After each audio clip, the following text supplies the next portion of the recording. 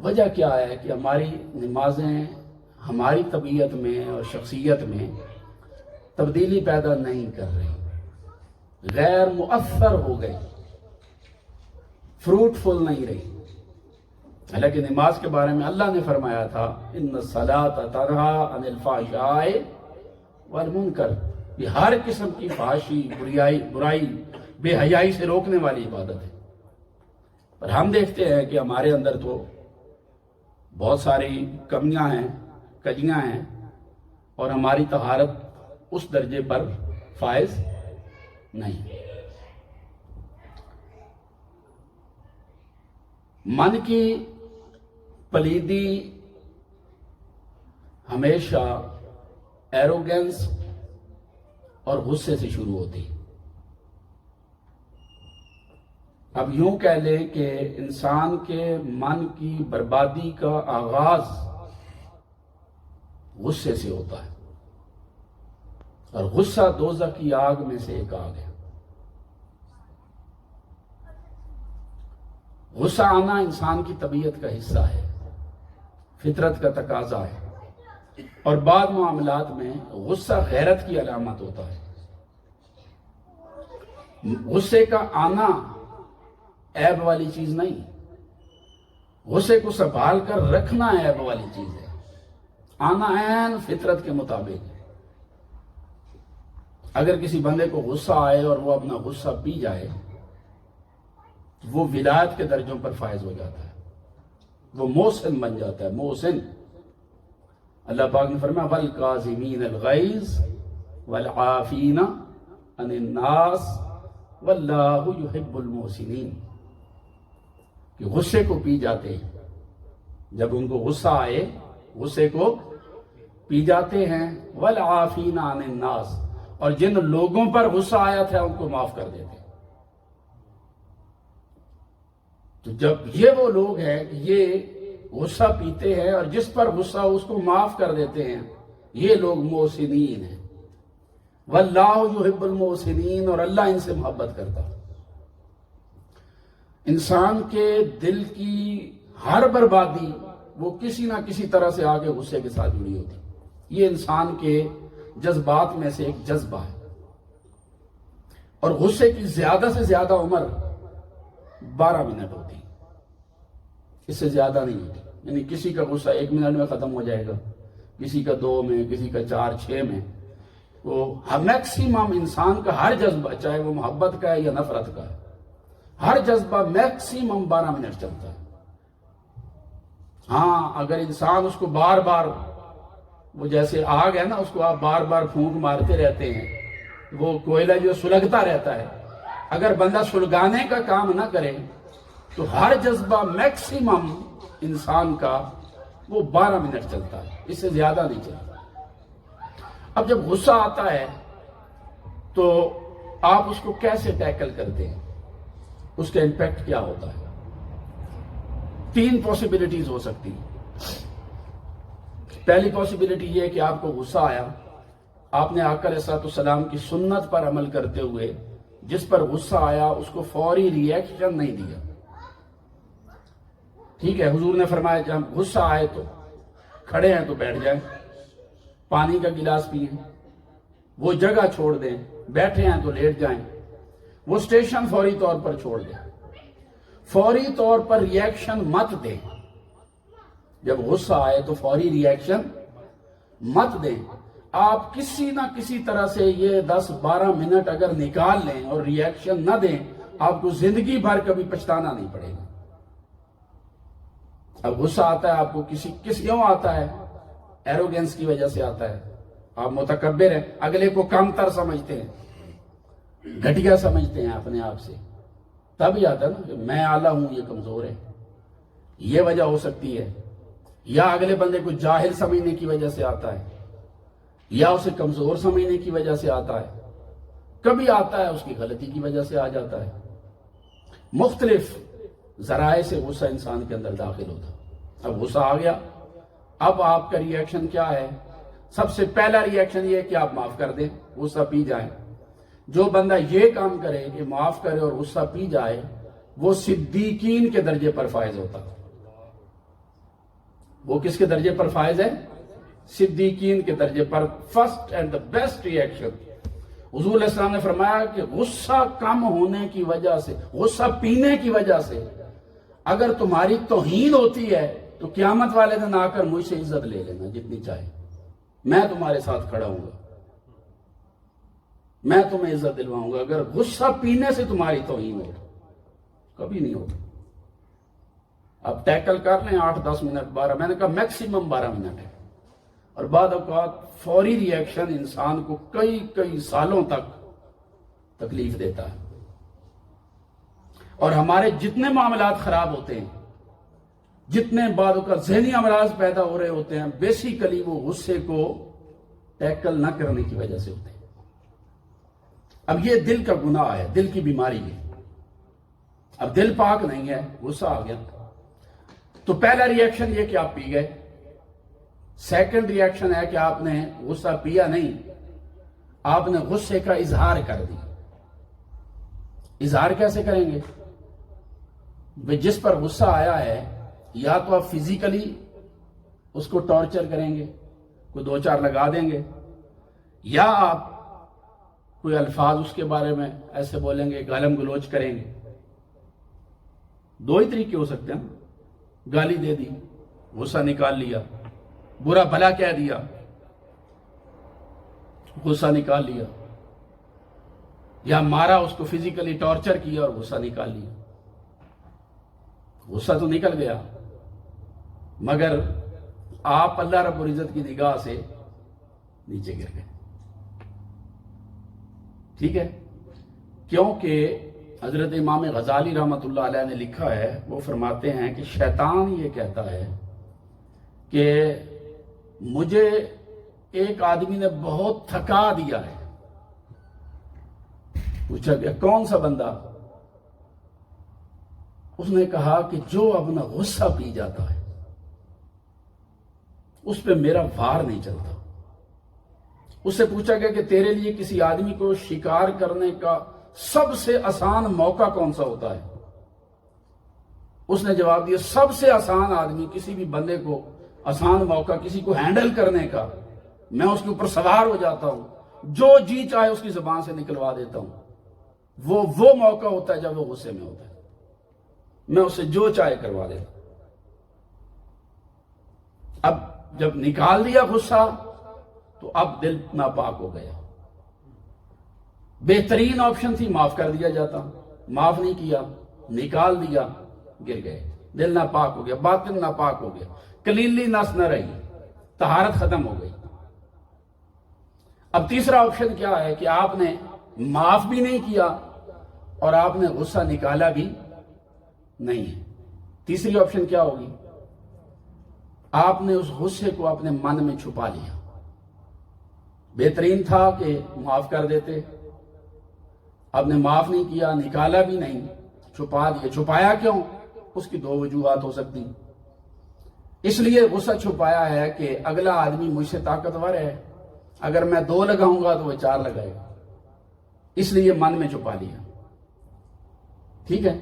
یا اس لیے چھپا لیا کہ کوئی کام اس بندے کے ساتھ کوئی غرض جڑی ہوئی ہے، اگر میں نے غصہ کیا تو وہ میرا کام نہیں کرے گا، تو اپنے مفاد کی وجہ سے، یعنی غصہ ہے، معاف نہیں کیا، نکالا بھی نہیں، من میں چھپا لیا.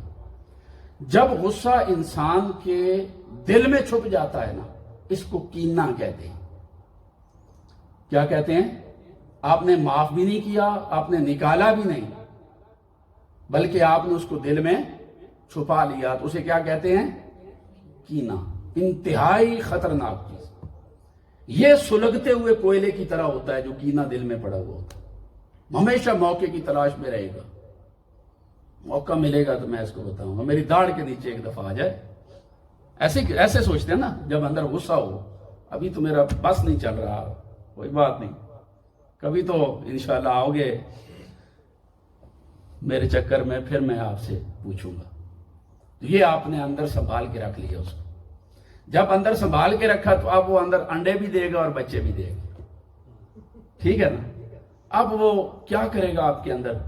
اب اس کے بچے پیدا ہوں گے، اس کا سب سے پہلا جو بچہ پیدا ہوگا اس کا نام ہے حسد. کیا نام ہے؟ یعنی آپ نے غصہ نکالا بھی نہیں، پیا بھی نہیں، جب اندر چھپا لیا تو وہ اندر غصے میں بدل گیا، حسد میں بدل گیا. حسد کس کو کہتے ہیں؟ Can anyone define حسد؟ شالو ہونا کس کو کہتے ہیں؟ جیلسی کیسے؟ جی کہ جو اس کے پاس وہ چیز کیوں ہے. جی ٹھیک ہے. دو چیزیں ہوتی ہیں حسد میں، جس کو ہم حسد بولتے ہیں نا، اس میں دو چیزیں ہوتی ہیں کہ جس بندے کے اوپر آپ کو غصہ ہے اس کے بارے میں حسد پیدا ہوا، اس بندے کے پاس کوئی نعمت ہے اللہ پاک کی، اگر آپ کے دل میں یہ خواہش پیدا ہو کہ میرے مولا اس کو کیوں دیا ہے، مجھے دے، ٹھیک ہے، اپنے لیے طلب پیدا ہو اور اس سے نعمت کے زوال کی خواہش پیدا ہو. اپنے لیے طلب ہے اور اس سے باری تعالیٰ چھین لے، یہ نعمت اس کے پاس رہنی نہیں چاہیے، اس سے زائل کر دے، ضائع کر دے، تو اس سے زوال کی خواہش ہو اور اپنے لیے طلب ہو، اس کو کہتے ہیں حسد. اسے کیا کہتے ہیں؟ حسد. یہ کینے کے نتیجے میں پیدا ہوتا ہے. وہ خوش ہوگا، آپ دکھی ہو جائیں گے. اس کو اللہ نعمت دے گا، یعنی بندہ اللہ رب العزت کی تقسیم پر ناراض ہوتا ہے. باری تعالیٰ اس کو دیا، مجھے دینا چاہیے تھا، اس سے چھین لے، مجھے دے دے. اب بولیے جس کی بارگاہ میں آپ سجدہ کر رہے ہیں، عبادت کر رہے ہیں، اندر حسد پڑا ہوا ہوگا اور حسد اللہ کی تقسیم پر آپ راضی نہیں، ٹھیک ہے، وہ کیسے آپ کی عبادت قبول کرے گا؟ کرے گا. اس لیے تاجدار انبیاء صلی اللہ علیہ وآلہ وسلم نے ارشاد فرمایا کہ ان الحسد تاکل الحسنات کما تاکل النار الحطب. حضور نے فرمایا کہ حسد نیکیوں کو اس طرح کھا جاتا ہے جس طرح آگ خشک لکڑی کو کھا جاتی. کوئی نماز بچی اگر حسد ہو تو روزہ، بھئی بچا ہی کچھ نہیں. آپ کہتے ہیں جی میں اتنے سالوں سے پڑھ رہا ہوں تو کوئی رنگ پیدا نہیں ہو رہا. رنگ تو تب پیدا ہو آپ کے پلے کچھ ہو، آپ کے پاس ہو کوئی چیز. آپ کی تو جیب ہی خالی ہے، اور جیب حسد نے خالی کی.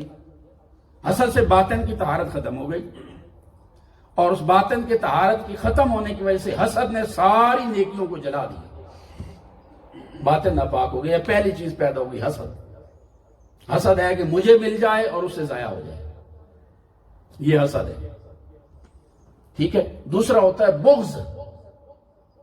جو دوسری چیز پیدا ہوگی، کینہ ہوا، کینے سے پھر تکبر بھی پیدا ہوتا ہے، حسد بھی پیدا ہو گیا. ایک چیز ہوتی ہے بغض. بغض کیا ہوتا ہے؟ بغض یہ ہے کہ باری تعالیٰ مجھے ملے یا نہ ملے اس سے ضائع ہو جائے، اس کے پاس نہیں ہونا چاہیے. یعنی اپنے لیے طلب نہیں ہے مگر اگلے بندے سے نعمت کے زوال کی خواہش پائی جاتی ہے، یہ بغض ہے. یہ بھی انسان کے دل کو ناپاک کرتا ہے، برباد کر دیتا ہے. اب من پاک نہیں اگر بغض پایا جاتا ہے. تیسری چیز رشک ہو سکتی ہے. رشک کیا ہے؟ رشک یہ ہے کہ باری تعالیٰ اس سے ضائع نہ ہو، اس سے یہ نعمت ختم نہ ہو پر مجھے بھی دے دے. اپنے لیے طلب ہے مگر دوسرے کے لیے زوال کی خواہش نہیں ہے، اس کو رشک کہتے ہیں. کیا یہ جائز ہے؟ بولیں نہیں. صرف دو چیزوں میں حضور نے فرمایا جائز، صرف دو چیزوں. ایک بندے کو اللہ رب العزت نے علم بہت دیا ہے اور وہ لوگوں کو ایجوکیٹ کرتا پڑھاتا ہے، اس کو دیکھ کر اگر خواہش پیدا ہو میرے مولا مجھے بھی ایسا علم عطا فرما تاکہ میں بھی تیرے دین کی خدمت کروں، یہ رشک جائز ہے. ایک علم میں جائز. دوسرا یہ کہ ایک بندہ اللہ پاک کی بہت عبادت کرتا ہے، کثرت کے ساتھ عبادت کرتا ہے، اس کو دیکھ کر آپ کے دل میں رشک پیدا ہو کہ میرے مولا ایسی توفیق مجھے بھی عطا فرما. ان دو چیزوں میں رشک جائز، باقی کسی چیز میں رشک بھی جائز نہیں. سورہ نساء میں اللہ پاک نے منع فرما دیا، کسی چیز میں رشک بھی جائز نہیں. ایک عبادت میں، ایک علم، دو چیزوں میں جائز، باقی نہیں. یہ بھی دل کے امراض میں سے ایک مرض ہے. ایک چیز یہاں پر اور پیدا ہوتی ہے، وہ ہے غیرت۔ غیرت اور حسد میں تھوڑا سا فرق ہے بالکل۔ حسد میں یہ ہوتا ہے کہ اپنے لیے تمنا پیدا ہوتی ہے، خواہش پیدا ہوتی ہے، اور یہ دل کرتا ہے کہ اگلے سے اللہ پاک چھین لے۔ غیرت میں بھی یہ دو چیزیں ہی ہوتی ہیں، اپنے لیے طلب ہے اور دوسرے بندے سے زوال کی خواہش بھی ہے، مگر یہ مثبت معنی۔ مثبت معنی میں یوں کہ ایک آدمی کو اللہ پاک نے قوت دی، وہ اس کا غلط استعمال کرتا ہے، دولت دی، طاقت دی، وہ غلط استعمال کرتا ہے، غریبوں پہ ظلم کرتا ہے، ان کا حق دباتا ہے، جو مجبور لوگ ہیں ان کے حقوق سلب کرتا ہے۔ اب اس کے ظلم کو دیکھ کر، اس کی بربریت کو دیکھ کر، ناانصافی کو دیکھ کر اگر یہ خواہش پیدا ہو کہ میرے مولا اس سے چھین لے، یہ تیری مخلوق پر ظلم کرتا ہے، یہ قوت و طاقت مجھے دے تاکہ میں صرف کروں، یہ غیرت ہے، یہ جائز ہے۔ اولیاء صوفیاء کے نزدیک غیرت یہ ہے کہ کسی کا ظلم دیکھ کر اس سے منہ موڑنا اور غریب کے ساتھ جا کر کھڑے ہونا، یہ غیرت ہے۔ مظلوم کے ساتھ جا کر کھڑے ہونا، یہ غیرت ہے۔ اور جو بندہ ظالموں کو ظلم دیکھ کر پھر بھی ان کے کندھے سے کندھا ملا کر کھڑا ہے، اولیاء صوفیاء اور تعلیمات تصوف میں اس آدمی کو سرے سے غیرت مند کہتے ہی نہیں۔ غیرت مند وہ ہوتا ہے جو کسی ظالم، کسی جابر کا جبر دیکھ کر، ظلم دیکھ کر، اس کی بربریت دیکھ کر اس کے خلاف اٹھ کھڑا ہو اور مظلوم کا ساتھ دے، وہ غیرت مند ہے۔ مگر جو رسا گیروں کا ووٹر ہو اور سپورٹر ہو، اس کو کبھی بھی اولیاء صوفیاء کے نزدیک غیرت مند شمار نہیں کیا جاتا۔ تو یہ میں نے عرض کیا کہ یہ کئی چیزیں۔ پھر ایک چیز اور پیدا ہوتی ہے دل میں، وہ شماتت ہے۔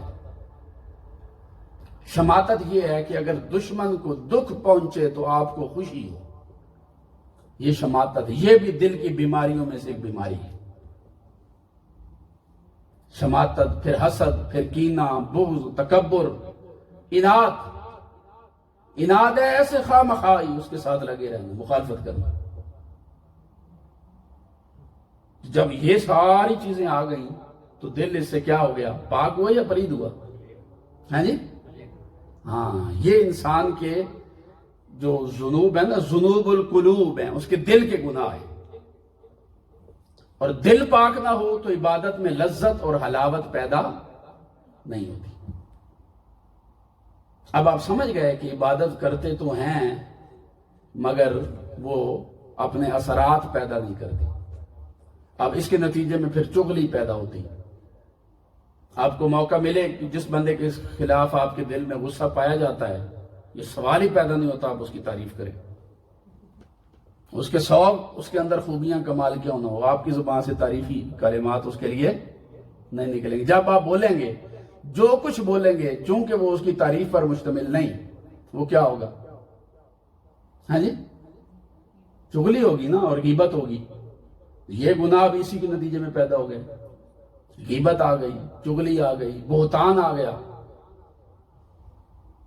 دیکھیے ہم نے کتنا کچھ تو اپنے دل میں پالا ہوا ہے، اوپر سے گٹے گوٹے دھوئے جا رہے ہیں، ہر وقت پڑھے جا رہے ہیں، نفل پہ نفل، اور اتنی منظر پڑھ لی، اتنے تہجد پڑھ دیے، یہ کر دیا، وہ کر دیا۔ تو حضور نے فرمایا تاکل الحسنات، ان الحسد تاکل الحسنات کما تاکل النار الحطب۔ یہ جو حسد ہے یہ نیکیوں کو اس طرح کھاتا ہے جس طرح آگ خشک لکڑی کو کھا جاتی۔ تو جب ہم طہارت کی بات کر رہے ہیں تو کون سی طہارت ریکوائرڈ ہے؟ ظاہری بھی اور باطنی، دونوں طہارت۔ جو بندہ ظاہر کی طہارت کا اہتمام نہیں کر سکتا، ہر وقت بوضو نہیں رہ سکتا، وہ باطن کی طہارت کا اہتمام کر لے گا۔ آسان کون سی ہے؟ باطن کو پاک رکھنا آسان ہے یا ظاہر کو پاک رکھنا آسان ہے؟ ہاں جی، ظاہر کا آسان تھا۔ جو آسان تھا ہم ہر وقت اس کا اہتمام بھی نہیں کر پاتے۔ کتنے گھنٹے ہمارے گزر جاتے ہیں ایسے جب ہم وضو سے نہیں ہوتے۔ تو جب ظاہر کی طہارت میں اتنی غفلت ہے، بدقسمتی یہ کہ ہم نے یہ سمجھا کہ وضو صرف نماز کے لیے ضروری ہے۔ نہیں، ہمیں ہر وقت طہارت کا حکم ہے۔ ظاہر طہارت کوئی بندہ ظاہر الطاہر ہوگا، یعنی اس کا ظاہر ہمیشہ پاک ہوگا، اس کا امپیکٹ اس کے دل پر پڑے گا. پھر آہستہ آہستہ آہستہ آہستہ اللہ رب العزت اس بندے کو اس کے عیب دکھانے لگ جاتا ہے. حدیث پاک ہے، حضور علیہ الصلوۃ والسلام نے ارشاد فرمایا من یرد اللہ بہ خیرا، کہ اللہ رب العزت جب کسی بندے کے ساتھ خیر کا اور بھلائی کا ارادہ فرماتا ہے، یبصرہ عیوب نفسہ، اللہ رب العزت اس بندے کو اس کے اپنے نفس کے عیب دکھانا شروع کر دیتا. جب اللہ کسی بندے سے بھلائی کا ارادہ کرتا ہے، اس کے اپنے عیب اسے دکھاتا ہے. جب تک نگاہ اپنے آپ کو نہیں دیکھتی، ہمیں دوسروں کے عیب نظر آتے ہیں. اور جس بندے کو دوسروں میں کمال نظر آنے لگ جائے اور اپنے عیب نظر آنے لگ جائیں، سمجھ جائے کہ اللہ رب العزت نے اس کے لیے خیر کو چن لیا ہے. ٹھیک ہے، جب اپنے عیب نظر آئیں گے تو پھر دوسروں میں عیب دیکھنے کی ضرورت محسوس ہی نہیں ہوگی. وہ کسی کا شعر بھی ہے نا کہ اپنے عیبوں پہ جو گئی نظر، جہاں میں کوئی برا نہ رہا.